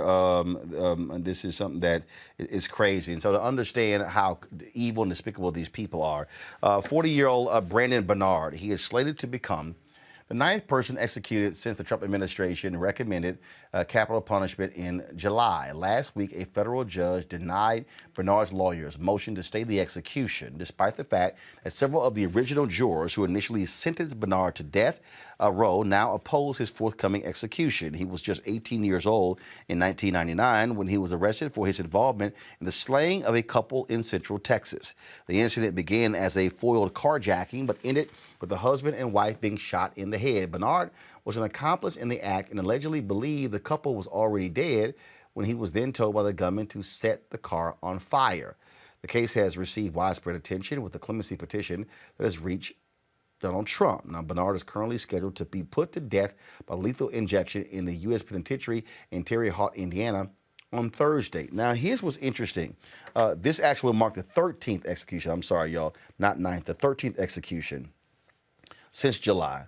There was a 17-year hiatus when it came to the death penalty on the federal level. But this is a line, Rena, out of this AP story. It says this will cement Trump's legacy as the most prolific execution president in over 130 years. He'll leave office having executed about a quarter of all federal death row prisoners, despite waning support for capital punishment among both Democrats and Republicans. Rena, what's crazy here is, what are you in a rush for? They are literally rushing to put 5 people to death between now and Inauguration Day. Mm-hmm. It's a sick move. You know, it's one that I think really solidifies in the minds of a lot of us who are not mental health professionals or anything. But this president is a sociopath. He is sick in the head. And this really, I think, counts to him as doing something. So he can say he did something. I want to tell the audience I've been affiliated loosely and a supporter of conservatives concerned about the death penalty for a number of years now. I think that the Republican Party, what I've seen as I've made my career in it, has railed against abortion, anti-abortion. Everything is about, life, life, life. Well, if you care about life so much, what's with executions? What's with playing God, essentially? And so I really believe that we've learned a lot about the death penalty in the last 40 years in particular. And for 3 decades, what we've seen is our elected officials tinkering with the death penalty in an effort to essentially make it more accurate and effective. But the system continues to fail. And that's the problem I have with the death penalty. A number of Republicans in Congress do not have this issue. Like I said, again, these are the same people that speak at the March for Life rally every year. So if you're a conservative out there listening, I mean, this is a great group. Go check it out. Conservatives Concerned About the Death Penalty. Here in Virginia, I'm a supporter of and affiliated with the Virginians Against the Death Penalty. There's a lot we can do to talk about this. I mean, Trump is, there's a number of words we could use. I mean, he's talked about bringing back the firing squad, poison. I don't think that's going to happen. But the pace at which they want to kill people, the federal government to kill people, that should disturb every American. And about Brendan's case, wow, rife with inaccuracies. And I think what we know now, what courts use now, the forensic work that's been done by professionals to modernize that science, that did not benefit him back then. Well, it's just evil. It's just evil. In fact, Candace, I want to read this here. Go back to my iPad, please. This is from the Associated Press story. Not since the waning days of Grover Cleveland's presidency in the late 1800s has the U.S. government executed federal inmates during a presidential transition. Cleveland was also the last presidency during which the number of civilians executed federally was in the double digits in a year, with 14 executed in 1896. But I want you to look at this chart here. It says death penalty in the United States, and it goes back to when the death penalty was restored, Candace. You see there, the orange represents the states. The blue represents the federal government. There was an execution there in 2001. There was an execution in 2003, and then I believe that was that McVeigh? I can't remember when he got executed. But look all those years of the states, and all of a sudden this huge block right there in 2020. That is Donald Trump. He wants, as a part of his legacy, to be he killed more people than anybody else. He wants that as his legacy. He does. And we can also blame Attorney General Bill Barr, because he supported this and said that, yes, this can happen. It can happen quickly. There's a show that I watch called Botched. It's about plastic surgery, but it could be about the criminal justice system, because there are so many botchings as a part of this case. I mean, there were parts of this case on appeal where there was not even an opening statement that the attorney gave. And then, as we've talked about before, we had some junk forensics, junk science here. You have poor counsel. You also have someone who wasn't given the benefit of the doubt that their age actually played a part in this. This is a guy who just turned 18 at the time. I think he's 40 years old now. Everybody, think about your 18-year-old self. This is why we have age limits. Let's say you have to be 35 to be president of the United States. This is why we don't have juveniles that will suffer and go through the death penalty process. This is someone who just turned 18. There are so many studies that have showed how the development of an 18-year-old male's brain kind of happens, and it doesn't happen as quickly as it does for somebody else, obviously, who might be older or a different sex. So this case has just been botched from the beginning, let alone the fact that you have former jurors who have spoken out and said, my goodness, I am so glad that these days have come where I can finally speak and say my truth, that I don't believe that this man should have been put on death row. I think that one thing that is working in his favor, and we're talking about the clock ticking, and the clock ticking mean that when President-elect Joe Biden comes into office, he doesn't believe in the death penalty, so there might be some time that could be bought. On his side, though, if he gets the celebrities, if he gets people working for him on the ground. I mean, listen, look at Kim Kardashian. Whether you like her or not, she was in the president's office and she did get somebody pardoned. And she has spoken out about this case, too. So there is some groundswell of events that is going on right now. And it will be very interesting to see what happens in this case. But meanwhile, here's Donald Trump saying it doesn't matter. It doesn't matter. Basically, just kill them all, because that's going to be a feather in my cap. Yep, absolutely. Folks, got to go to a break. We come back. We'll talk about Amazon removing a racist doll from their listing. It's kind of basic, really. It's kind of basic. Also, Chef Huda joins us for our Black Business segment, talking about her new spice line. All right, y'all, more on Roland Martin Unfiltered after this break. This generation, which gets so much inspiration from entertainment. You know, this generation is influenced. I mean, every generation has their influence. But I would argue, by and large, when you talk about Harry Belafonte, or you talk about, you know, how it was, you know, in the 60s, 70s, and even 80s, there was, you know, you had the entertainers, you had the church, you had the activists. In our day and time, you know, the church is somewhat losing its influence. Entertainment influence is growing. The activists are losing their influence. So where do most, you know, this younger generation go? They go to entertainment. You know, and so the influencers' entertainment can actually move the needle. And when you see people become active, I love how this younger group of people are saying, wait a minute, we don't like what just happened with Kavanaugh. We're going to do something about it. We don't like the fact that there's no gun control. We're going to do something about it. And I do think that as tragic as these events are, they are becoming more galvanizing to get this younger group of voters, which is so influential, to get out and do what we know they can do, which is to help move the needle in a massive way.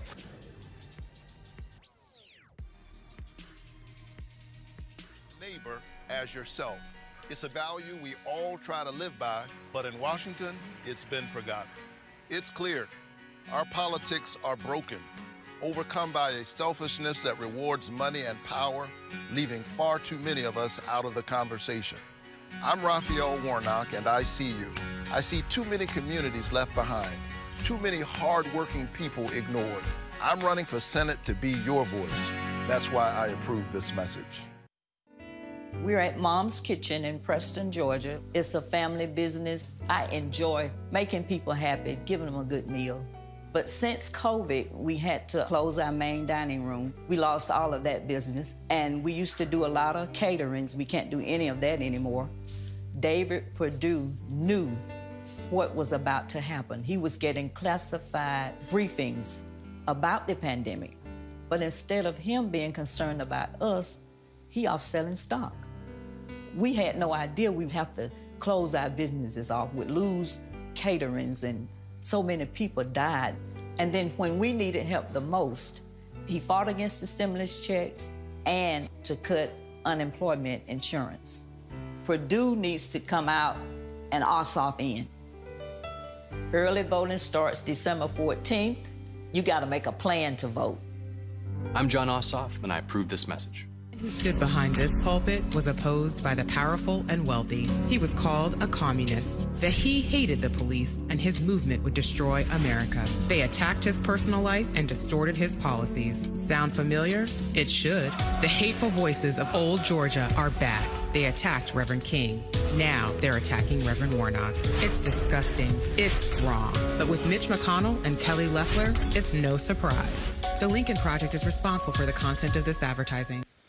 Well, when you start thinking about the history in this country of voting rights, one of the things that people don't like to talk about was when you had Susan B. Anthony, who was battling Frederick Douglass. When you talk about the women's suffrage movement, there was some races in the women's suffrage movement. Yeah, that was real. And these races did not like the fact that black men got the right to vote through one of those Reconstruction amendments. I thought about that when I saw this story where, this was in Politico, and go to my iPad, please. Biden's Pentagon pick frustrates women who sought a different history maker.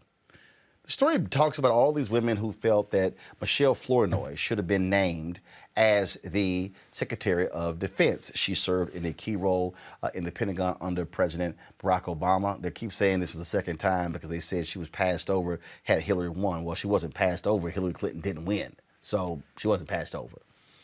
But the thing here is, and you got folks in here who are quoted as saying that, yeah, you know, look, we know General Lloyd Austin was picked, but. You know, and yes, he's the first African American. That's his story. But they really wanted a woman to be picked for this job, and so this is one of those things that okay, fine, Michael, let's just break this thing down. If we want to talk about it, politics are about the spoils go to those who win.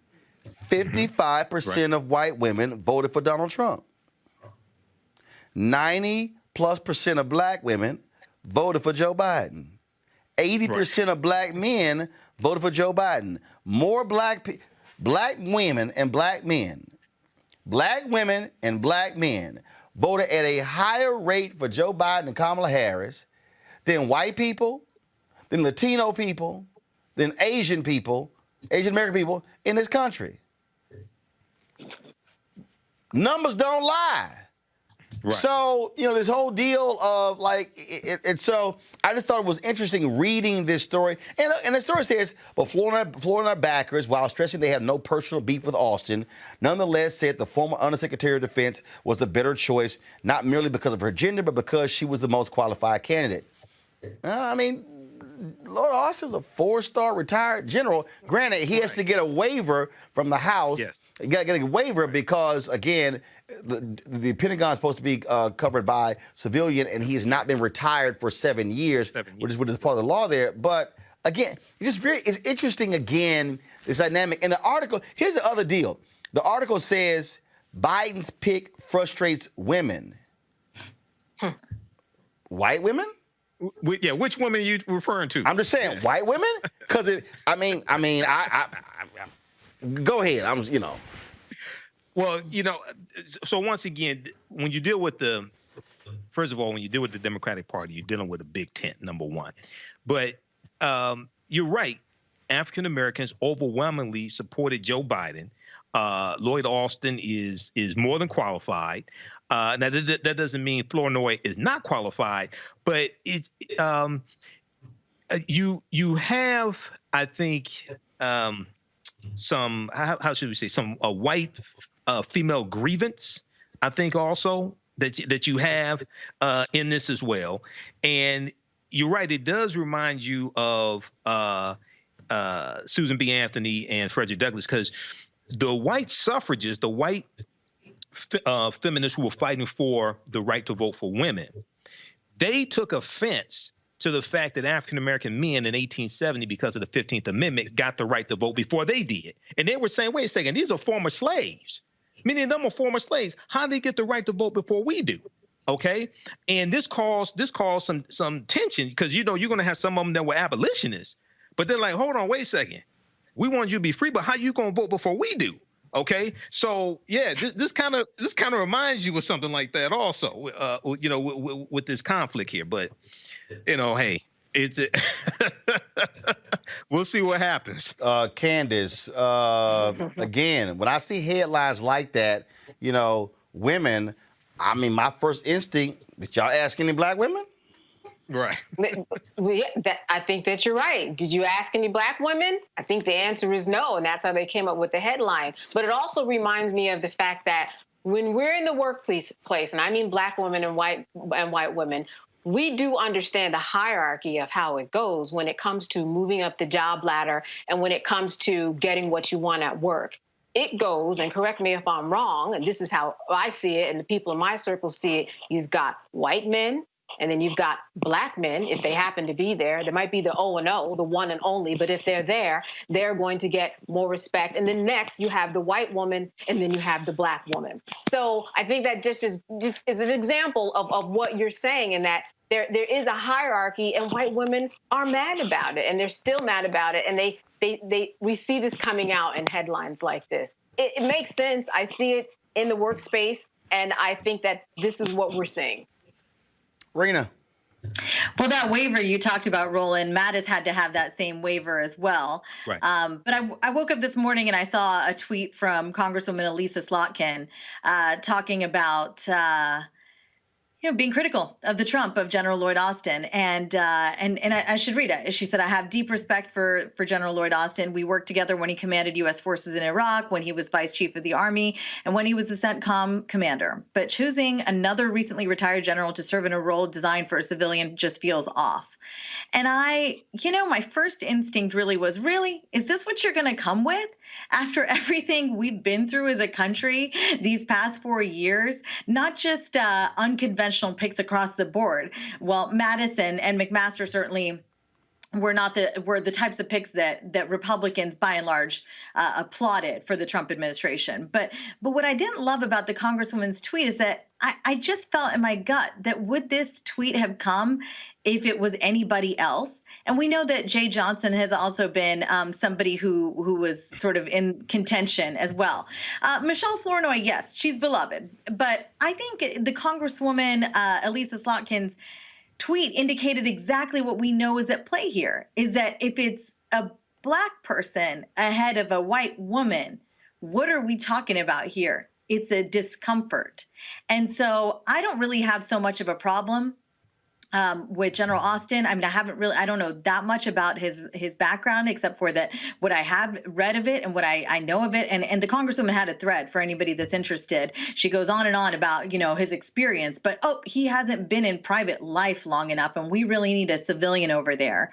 I just don't get it. Why are you picking these fights at this point in time? We are at a crossroads in the country. The current occupant of the Oval Office has not conceded. And look, he's not legally required to do so, but he continues to go out there and say that this election is rigged. I mean, our democracy is on the line more so than it has been in my lifetime ever before. So these are the battles they choose to pick. Shows us exactly what's going on inside their heads. And again, look, I'm just saying, look, numbers don't lie. 55% of white women voted for Donald Trump. 5-5. An increase of 2% over 2016. Right. An increase of 2% in 2016. So, but part of my deal here also deals with how media frames these things when they say women take exception to this. When again, my mind goes, are we talking about Black women? Speaking of Black women, news was made yesterday when MSNBC announced that Rashida Jones is going to be the new president of MSNBC. She is going to be replacing Phil Griffin, who has spent 25 years at the network. The decision to name her president means that she becomes the first African-American to run a major news. I didn't say first Black female executive. In the history of news, no African American has ever run a network news division. Not one. Okay? Not one. And so what's important here, what are we showing here? I don't thank you. What was that? All right. So just keep it on Rashida. So here's the deal with this right here, with what's happening here. If you look at the numbers, at CBS News right now, Kim Godwin is the number 2 at CBS News. Mark Whitaker, who was awful at CNN, I was there. He was a number 2 at CNN as the managing editor. He was awful, okay? And I got no problem saying it. So when you look at these networks, you have never had an African-American who has ascended to run a news network. Now, let me unpack this. Candace. It is absolutely, I'm a huge believer. It's important that we are in all of these places. But what we're talking about here, and this is why this is important. This is important, Candace, because this is an operational role. Okay? And the reason that it's important is because for long, if you go back to the Kerner Commission report in 1968, where they examined the race riots in 67, they said there were two nations, one Black, one white, and they called on the media to diversify. So for the longest, African Americans have talked about the excitement of seeing faces on the air. And so recently they announced that Jonathan Capehart, Tiffany Cross are going to be hosting weekend shows, one on Saturday, one on Sunday on MSNBC. as the Vice President Digital for the National Association of Black Journalists, I have been making the point that it's the operational roles important. Because why is that? Because Rashida Jones as president becomes the person who picks who goes on the air. Right. That's what the power is. She will be controlling the daily news meeting in terms of what the direction is for the network, digital and linear, all day. And so, and that's the thing that because see, every day when I'm looking at Deadline.com, I'm looking at Variety and The Hollywood Reporter, and I'm looking at The Wrap, and I'm looking at all of these different positions that are being hired at Netflix and Warner Media and Disney. I'm looking at the faces, and the reality is this here. There are very few black faces who are hired in these operational roles. Oh, no. I get, so-and-so got a development deal over here at this network, and so-and-so got this deal over here. And let me tell you something right now. And I get it. I need people to understand that people say, oh, yeah, but Stephen A. making $8 million a year at ESPN, and Robin Roberts is making $15 million at Good Morning America. Mm-hmm. Guess what the executives are making? Mm-hmm. And they don't have to worry about hair and makeup and how their nails look and what people are saying about them. And they can do those jobs, man, until they're 70, 75, 80, and they can go on. They are operating in the millions. That's where we begin to understand the power dynamic. And so I think for a lot of us, it's great to see the faces being hired on air, which is important. But we had better focus on also challenging these companies to make sure we're getting hired for the power positions, and that's the operational jobs. Candace, go ahead. Absolutely. Roland, I teach TV, and I put a lot of African-American men and women out in the field to be reporters and to be in newsrooms. They tell me the same thing all the time. I am the O&O in my newsroom, or one of two. By O&O, I mean one and only. So, and generally along my career, that has been the case, that you look up, you're the only one kind of really having the opportunity to advocate to say what goes in the news. Because once something goes in the news, then it becomes part of people's conversation. Then they see it as important. This is a connecting the dots, just like you were saying. If they see it as important, then they're going to, put it on the top of their agenda in terms of what we need to vote upon or what makes, what's right, what's wrong. If people are talking about it, then it's going to be on somebody's agenda. So we need people at the table. And you're right. This is very important because she is going to be making decisions about who goes on air. I think that we've started to see the changes already, as you've seen, because not only are they on air, but as you know, as being the host of a show, you also make decisions. You're at the table. You're coming up with the rundown to say, this stays, this goes at the top of the show. What type of guest do I want? I'd like to have more diversity. We need somebody who's Latino. We need somebody who's Native American. We need all of these things. So this is a big deal and a long time coming. And just like any other position that somebody gets that's big who's African American, we're going to start seeing people change their views about how they see people in the newsroom in roles of power because they are just not there. This is the thing, frankly, Michael, when we talk about, again, I'm going back to Black power. Yes. Black power. It's understanding how it's being used in leverage. The point that Candace just made, I am not just the host of the show. I'm the managing editor of the show. That was the case when I was at TV One as well, which meant I had final say-so on the editorial content of the show. That is the key. Who controls the narrative? What stories are now being emphasized over other stories? What now becomes the messaging? Where we begin to shift resources? What parts of the country do we go to? All of those things matter, and it matters who is sitting in the position because historically in media, the reality, just like in corporate America, white men are in control of media in America.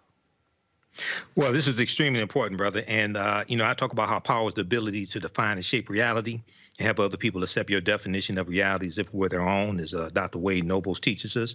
So when we deal with media, and I have a background in media, this influences the conversation. This influences what people are talking about, what they're reading. When you have control over content like this at MSNBC, this influences the snippets, the video clips that show up on Facebook and YouTube and Twitter, things like this. Articles are then written about this as well. This is an opportunity for us to get more of our issues pushed out nationally that influence legislation, that influence policies, et cetera. But it's also important for us to understand we African Americans pay for these positions because these positions are because advertisers, corporations advertise with MSNBC. They take that money and then pay these people for these positions. Well, a lot of these corporations get money from African Americans. So we also have to understand this on this other side is leveraging our economics to push harder for these various positions, not just at MSNBC, but at CNN and things like that as well, because we pay for them also. And this helps us in addition to African-American-owned media. We need that. So I'm not knocking African-American-owned media. I want people to understand me on this. We need both. We need both. We need both because we pay for them. We pay for those positions also. So this is extremely important. So Rena, and again, what I'm looking for people to understand on this is looking for them to understand how you must see this whole deal. Understand, and again, I go back to power. Who is in power? How power is being controlled, how power is being defined. Because now, having Rashida Jones sitting in the position of president, now it's who are the contributors? That's right. Who are the correspondents? Who are the executive producers? Who are the senior producers? Who are the line producers? Who are the associate producers? Who are the interns? And again, all those things matter. And now, again, now you're able to now bring that. And this is where also, with a Rashida Jones being in as president, and this is the key, and see, this is why I need people to understand, everybody out there, when y'all, because I go back to 2009, when I criticized the Obama White House for the lack of black people in the press office, because I say it is, who's a junior now becomes a senior in the next administration. And so what then happens is when a Rashida Jones comes in now as president, she can now install her own team. That's right. And so guess what? What if all of a sudden Rashida Jones goes, well, you know what? My vice presidents and my EVPs and my SVPs, I want more black people. I want more Latino people. Now I'm assembling my own team. Now, folks, listen, what that now does is Rashida now is positioning the next wave of senior black and Latino executives where other companies then begin to hire. So if all of a sudden, if her team of 20 execs are mostly white, she comes in and all of a sudden it's now 50, 60% or more people of color because Jeff Zucker's out at CNN, when Warner Media gives him the boot, they're going to be looking to play. Who do we hire? The reason we are never in position for the power positions is because we never ascend to a senior level. And so that's why you got to have black people who, when they do get power, they are committed to saying, I'm not going to be the only one. And they're going to say, I'm going to hold that door open. Damn, hold it open. I'm going to go blow the hinges off. And so now all of a sudden, you're able to build capacity because you now have the power position. That's right. Media has such an impact on our lives, as we've seen over the years. I mean, it's just grown and grown. And how we see the world is shaped by major networks like MSNBC. So I just want to take a pause here and say that when I saw this news about Rashida, I actually ended up shedding a couple tears. And I really get goosebumps because it's just so big. It's so big. I was celebrating this whole time the Biden-Harris transition. as it goes along, and they're naming women and people of color, and they're really changing what the executive branch looks like because there's been such little diversity. And then I look at news and I see this beautiful Black woman who seriously is going to be a power player that is setting the narrative for years to come. It just makes me so happy having become a part of all this, not as a journalist in any way, but as an opinion contributor, as an expert guest. I have to say, number one, my hat's off to you, Roland. I met you in 2017. I started coming here on your show. And in 2018, I was invited on MSNBC, and I've been going there since June of 2018.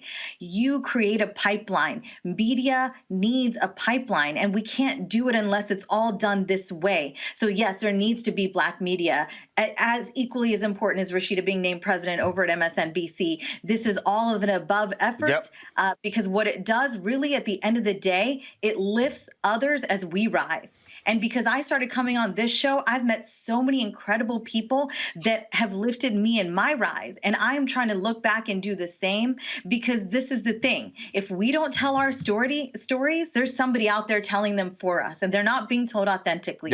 And frankly, then the nation is being done a disservice, because we don't have the nation's diversity, the growing diversity of the American electorate reflected in how our news is given to us. Because people often think that, look, the news is spoon-fed to us through a variety of outlets these days. Some of that's true. Actually, a large bit of that is true.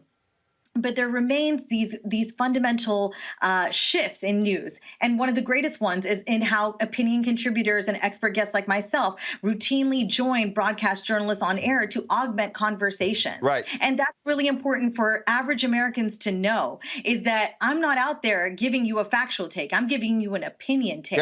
And so when we realize how media works for us, then we became a more engaged, informed citizenry, and the country is better off for it. And just one last thing about lifting others as you rise, because I see what Cesar Conde, who was named the chairman of NBC Universal Group back in May of this year, I see that he's really doing good on his promise and his commitment. He set a goal of having a 50% diverse workforce across his division back in July, and I think this is really monumental with Rashida at the helm there. We're going to see some shifts. It's not just about who's appearing on air, it's about when they're appearing on air as well. So allow me to make this final point to pick up on what Rita said when she talked about pipeline. When you are intentional with it. And no, go back to the panel, because I'm doing this for a reason. Okay, so you see the announcement, Tiffany Cross getting the show on MSNBC. Here's how she got on TV One. Jamal Simmons hits me up and says, hey, Tiffany Cross has this newsletter called The Beat. He said, man, she'd be great for your show. I was like, all right, cool. So then we booked her. Then we started booking her more and more and more.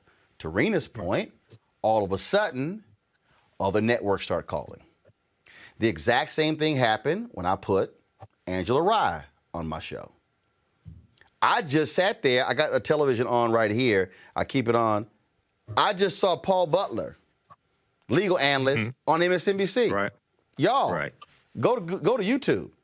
You can see Paul Butler, Georgetown professor, when he was on my TV One show, Washington Watch, back in 2009, before MSNBC called. I can go down the list, the number of people, Sir Michael Singleton, Paris Denard. I can go David Swertlick. I mean, we can go. Everybody's talking about Lauren Coates. Man, people are, oh my God, I saw Lauren Coates filling on CNN. Guess where the first show she filled in? My TV One show. What I'm trying to get everybody to understand is the issue is not, yay, a Black executive. The issue is, how do we as African Americans, when we are in a position of power, create the opportunity for others who would ordinarily be ignored to be able to come into the door? I spent 6 years, I need y'all watch and understand. I spent 6 years at CNN, and I watched how contributors got blocked. I watched how great voices never got a shot. And I said, Nah, I'm gonna do that. So when I hosted, when I filled in, when I did specials for CNN, no, we gonna put that person on. Y'all, I'm cracking up laughing watching Steve Kornacki getting all this love. I can show y'all when he was on pilots I did at CNN. Guess who was a guest on a pilot I did at CNN? Rachel Maddow. Guess who was on pilots that I did at CNN? Melissa Harris Perry. So what I'm trying to say is, this is where, when we get in positions of power, we must use the power. That's right. That's what they've done. Use the power. And when you use the power, and then all of a sudden you begin to infield, that's why I can sit back. You ain't got to shout my name, but when I turn that TV on and I see a black person, Gianno Caldwell's on Fox News right now, where did he get his start? On TV One. Y'all, that was deliberate. It was deliberate. But the only way that happened is because I had the power to make it happen. And so that's what's key for our audience to understand. We must, when we get the power, we must celebrate it, and then we must use it. Panel, I appreciate it. Thank you so very much. Candace, Michael, and Arena, I appreciate it. Coming up next, our Black Business segment. We'll talk with Chef Huda about her line of spices next on Roland Martin Unfiltered. You cannot fulfill your life if you're not willing to engage in the tactics and strategies that makes your own life grow and helps you to build the community in which you want to live. Voting is a singular method for a people locally and regionally to govern themselves. When the going got tough in business, David Perdue outsourced American jobs overseas. In a deposition, Perdue testified he spent most of his career outsourcing. You made a career out of outsourcing. How do you defend that? Well, defend it, I'm proud of it. When the going got tough in the Senate, Perdue hid in the airport bathroom and even stole someone's cell phone who asked him a tough question. I stole my property. When the going got tough with COVID, Perdue hid critical information while selling his own stocks. Records show that Senator David Perdue bought and sold stock shortly after a private Senate briefing on the virus. It's not just that you're a crook, Senator. You're attacking the health of the people that you represent. Now Perdue won't even face his constituents, backing out of debate after debate. Enough incompetence, deceit, corruption, division. Change has come to Georgia. Change is coming to America. Georgia needs a real senator, not a chicken Perdue. Midas Touch is responsible for the content of this advertisement. All right, folks, real quick here. Amazon, I got to tell you this story here. Amazon has removed a particular doll from their store shelves. Let's just say it had a little problem on the race side here. The doll was described as a dolly yearning 14-inch adorable black doll with casual red skirt and colored dirty braid fashion, gorgeous doll for 83+. A Chinese company who has been working with Amazon for less than a year posted the doll for sale on Amazon. Many find it interesting that when the Chinese company posts white dolls for sale, it doesn't place race or the word dirty in the description. Although Amazon has recently removed the doll, many people aren't letting Amazon off the hook. Earlier this year, Amazon had to remove another product from its site. This time, it was a pair of shoes described as nigger brown. Some people have us had enough, and some are saying to boycott Amazon as a result. But again, that doll has been yanked. All right, folks, every Tuesday we talk to a black business owner about their company and their wares. And so joining us right now is Chef Huda, who has a new line of spices coming out. So, Huda, what's up with these spices? What's up with this line of spices you got coming out? Roland, how are you? Great. Good, good, good. So I started Just Savor Spices because I wanted to put salt-free options into the universe that were bold in flavor and healthy. Since then, we started the company, and we've been doing wonderful. Everyone's cooking at home right now. We've extended the line to offer traditional salted flavors as well. We also have gourmet salts and gourmet sugars. All right, okay, hold on. I need you to explain what the hell are gourmet salts. I mean, where I come from, salt is salt. Okay, it's some white damn salt. It come in a bottle. Like now we got gourmet salts. Listen, I knew you were going to ask. So we have they're basically flavored salts. So we have our Merlot salt, which is flavored with Merlot wine. We have our apple wood smoke, which is one of my favorites.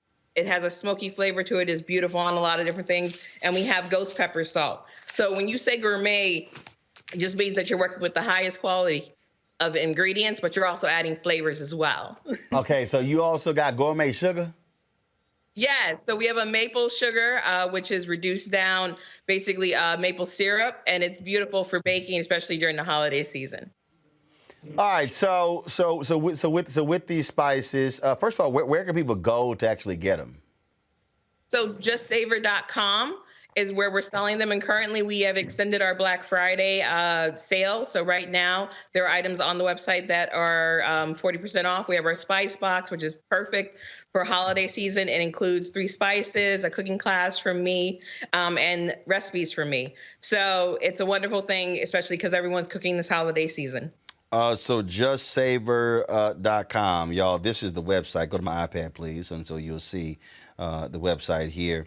And once you go on here, you'll see all the stuff on here. So when you were putting this together, why? Yeah. Why? What? I mean, were you not satisfied? Like I'm sitting here, so explain this: jam and jerk, spicy garlic madness, ghost pepper, sea salt. What the hell? We got international flavors, holiday gift box. Then we got the fire and smoked holiday gift, Cajun kick, southern sweet heat barbecue, applewood smoked sea salt. Yes. So for me, just like a lot of business owners, we had a catering company, and I also was doing private chef gigs for some of my clients before COVID. And of course, we had to pivot. I started the Spice line a couple years ago, but kind of put it on the back burner because we were doing so well with the catering and appearances and things like that. And COVID kind of came in and just said, hey, we have to pivot. And I thought it was a perfect time to bring these options to people and hopefully inspire people to share recipes and share moments with people over food. All right, then. And so also let people know you're giving 10% to charity? Yes, absolutely. So part of my brand has always been to give back to our communities. So every purchase, we give back about 10% to different charities that we work with. I'm an ambassador for American Heart Association. That's one of the reasons that we started with the salt-free line, because I think it's really important that we all do something that's near and dear to our heart, especially in this trying time. All right, then. Chef Huda, we certainly appreciate it. Congratulations on this line. You're right. Everybody has to pivot. And yes, a whole bunch of people who ain't got no clue when it comes to cooking. And they need as much help as they can. Praise the Lord. I've been cooking since I was 8, baking since I was 7, so I'm good. Yeah. Mom and Daddy handle their business, so we straight, but you're absolutely right. We appreciate it. Thanks a lot. Thank you for having me. Happy holidays. All right. Thank you very much. Hey, y'all, when I was talking about, of course, Rashida Jones, I had it up. I did not go to my iPad. Go to my iPad now, please. Give a shout out to Monica Richardson. She also, on the same day Rashida Jones was named as the president of MSNBC, Monica Richardson was named as the first black African-American to lead the Miami Herald newspaper. So I wanted to be sure to shout out Monica there as well. All right, folks, that is it for us. If you want to support what we do here at Roland Martin Unfiltered, the segment we just did there with Chef Huda is a perfect example of what I'm talking about pipeline and power, and that is the ability to be able to. So we created that segment specifically to allow black businesses to be able to come on and talk about their particular products. And so people send me emails, and so we take a look at those and we see who we have on. Last week we had the folks, of course, with the face shields, and so I got an email from the CEO who said that man, they got a number of orders came in as well. Folks are gifting these things. And so this is why we do what we do. We are independent. No corporation owns us. I don't have Comcast's money. I ain't got Byron Allen's money. I don't have Robert Smith's money. I don't have Viacom, AT&T, Verizon money. We are building something here that we're able to control the narrative and actually build capacity. Okay, our goal is real simple. Our goal is we want to be able to build this, not just one show, but multiple shows, have much larger staff, be able to cover more things across the country. So your support is vital. If you want to join our Bring the Funk fan club, you can do so by going to Cash App, $RM Unfiltered, PayPal.me/R Martin Unfiltered, Venmo.com/RM Unfiltered. You can also send us a money order to New Vision Media, Inc., 1625 K Street Northwest, Suite 400, Washington, D.C., 2006. And so we ask that you do that because, again, we want to build a strong Black-owned platform where we are in control of the narrative and control our destiny. Tomorrow's on the show. Check out my John Ossoff interview that I did when I was in Georgia over the weekend. Looking forward to that. Y'all folks have an absolutely great day. Talk to you later.